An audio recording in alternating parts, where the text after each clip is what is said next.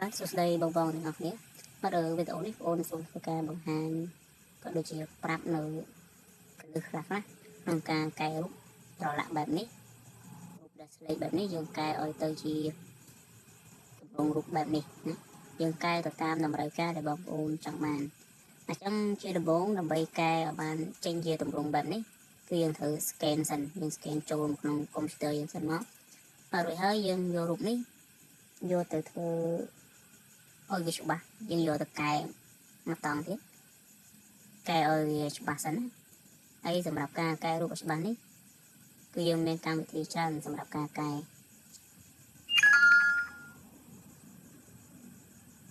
បន្ទាប់ពីយើង scan ហើយយើងចូលមកកែមកវាបាន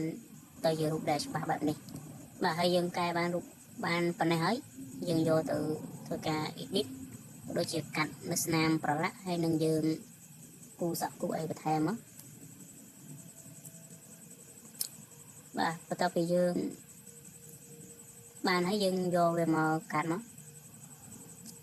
បាទហើយនេះជាទម្រង់រូបដែលខ្ញុំបានកាត់ហើយកែហើយបាទហើយរូបនេះគឺយើងអត់មានប្រើប្រាស់ទៅលើ AI ទេគឺយើងយកវាមកកាត់នឹងបន្ថែមសក់ថែមអីហ្នឹងឬហើយយើងធ្វើការដូរអាវ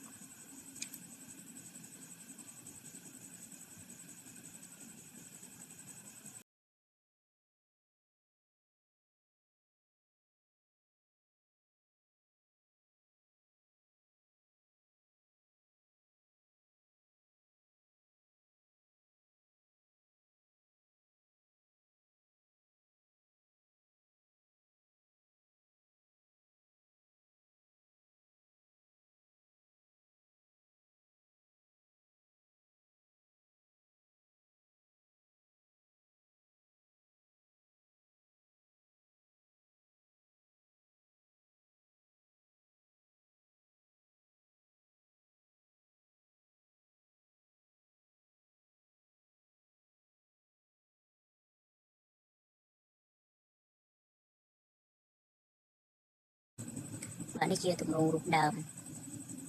បន្ទាប់ពីយើងបានរូបដើមហើយយើងយកមក scan ដាក់ចូលមកយើងធ្វើឲ្យច្បាស់បន្ទាប់មកយើងចាប់ទាញវា